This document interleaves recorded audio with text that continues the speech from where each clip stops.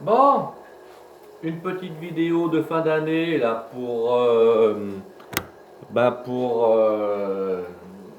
dire le contexte actuel dans lequel nous vivons cette fin d'année 2020.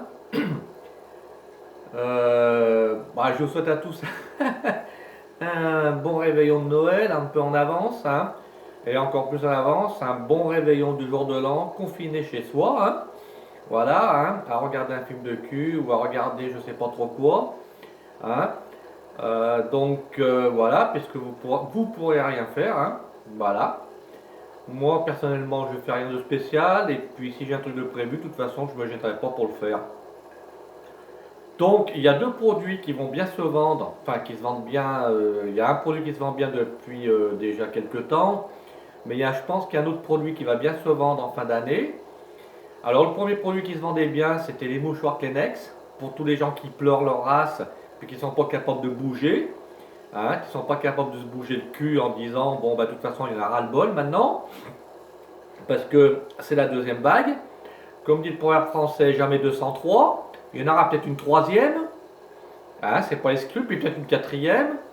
Donc on va encore vivre longtemps comme ça, masqué, casqué, robotisé, et puis sous un régime totalitaire qui se met tout doucement en place, avec la police Pétain macroniste, et donc le régime de Pétain-Macron, ou Macron-Pétain, c'est pareil, hein, de toute façon, hein, le neveu et l'oncle, hein, voilà. Et donc le deuxième produit qui va bien se vendre en fin d'année, ce sont les godes. Parce qu'apparemment, je pense que les services de police et de gendarmerie de la police de Vichy numéro 2 devraient en donner aux gens devraient en donner quand ils contrôlent les gens. Ça leur permettrait de dire d'une certaine manière, vous vous êtes bien fait baiser. Voilà, pas la gueule, mais le reste. Voilà, ça serait un petit souvenir, un petit cadeau de fin d'année bien sympa qui pourrait séduire certaines personnes au vu que le couvre-feu sera en vigueur donc de 20 h à 6 h du matin jusqu'à nouvel ordre et puis ben, pour le réveillon de jour de l'an on peut faire la fête si on la fait avant 20 h on se réunit chez les gens hein, avant 20 h puis on se tire le lendemain après 6 h et comme ça il n'y a pas de souci, c'est permis. Après, nombre de personnes, moi je dirais qu'à la limite je m'en tape. Hein, nombre de personnes, moi si j'avais du monde à inviter, j'en ai rien à foutre du nombre. Hein. Plus on est de fous, plus on rit. Alors 10 personnes, 5 personnes, 6 personnes, le gouvernement je l'emmerde. Hein.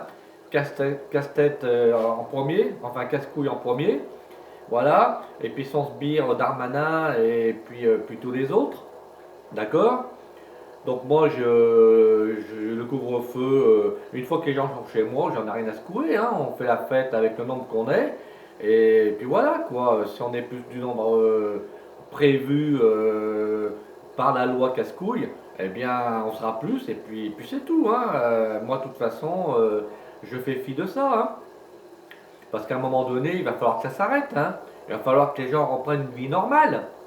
Mais j'ai l'impression que personne n'est pressé de reprendre une vie normale. Hein. Quand on voit les gens interroger, alors c'est vrai que les médias, ils interrogent qui ils veulent. Hein. La censure médiatique, comme des chaînes de télé de merde, comme TF1, France 2, France 3, BFM TV, et puis toutes les chaînes du groupe France Télévisions, qui sont des chaînes de merde, hein, un groupe de merde, qui interrogent qui ils veulent interroger, parce qu'ils ne vont pas interroger des gens qui vont être violents en parole, ils vont interroger des gens qui vont pleurer leur race en disant oh bah oui on pourra rien faire, bon bah c'est pas grave, hein, on avait des cousins qui devaient venir de Babel-Oued, bah ils viendront pas, on fera ça une autre année, hein, voilà, une fois qu'on sera mort, là dans l'autre monde, on pourra peut-être faire la fête. Voilà, donc ça me fait marrer quoi. Bon enfin donc, moi je dis que les Français passent pour des guignols, pour des bouffons, pour les serfs, hein, on revient au Moyen-Âge, voilà, avec Sa Majesté Macron Ier, avec ses sbires, donc Darmanin, Castex, et puis j'en passe. Et puis les Français qui seront les serfs, hein, qui répondront Amen, hein, qui baisseront leur front, leur froc, qui écarteront bien leur, vous savez quoi, et puis voilà, et le God il rentrera plus vite, rassurez-vous. Hein. avec ou sans vaseline, il rentrera plus vite. Voilà, on est vraiment un monde de merde, un pays de merde, parce que, et puis des autres pays c'est pas mieux, hein, mais je ne vais pas parler des autres pays que je connais pas et dans lesquels je vis pas, je vais parler du pays dans lequel je vis, hein, et pour lequel j'ai un gouvernement qui vaut pas une thune, d'accord? Alors que ce soit celui-là ou un autre, ça serait pareil, hein, c'est pas parce que c'est Macron, ça serait un autre gouvernement, ça serait pareil, hein, ça serait Hollande, Sarkozy ou n'importe, ça serait pareil. Voilà, alors ma foi, les Français se complaisent dans ce milieu, il n'y a pas de souci, hein. Il n'y a pas de souci qu'ils continuent à s'y plaire, qu'ils continuent à vivre ce mode de vie. Je crois qu'ils se sont déjà habitués à ça. Quand on entend les gens parler, hein, on voit tout de suite à qui on a affaire. Et moi, personnellement, je rigole de voir tous ces bouffons donner un point de vue qui va à l'encontre du vrai point de vue des Français. Parce que les Français en ont ras le bol, hein, de vivre ce machin. Moi, ce que je souhaite qu'une chose, c'est que pour le réveillon du jour de l'an, ça soit la débandade, que ça soit vraiment le truc très fort, où les gens vraiment, voilà, on l'a vu sur Lyon, hein, avec le feu d'artifice sauvage qui a été tiré, hein.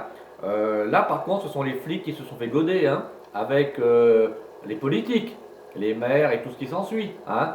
Alors là, le god, il était costaud parce que là, ils se sont fait faire un trou du cul, mais vraiment quelque chose de phénoménal, hein.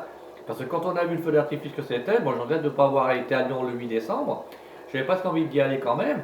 Puis bon, j'ai dit, ah, de toute façon, il n'y a rien, hein, donc ça sert à rien d'y aller. Mais finalement, j'aurais vu le feu d'artifice, hein.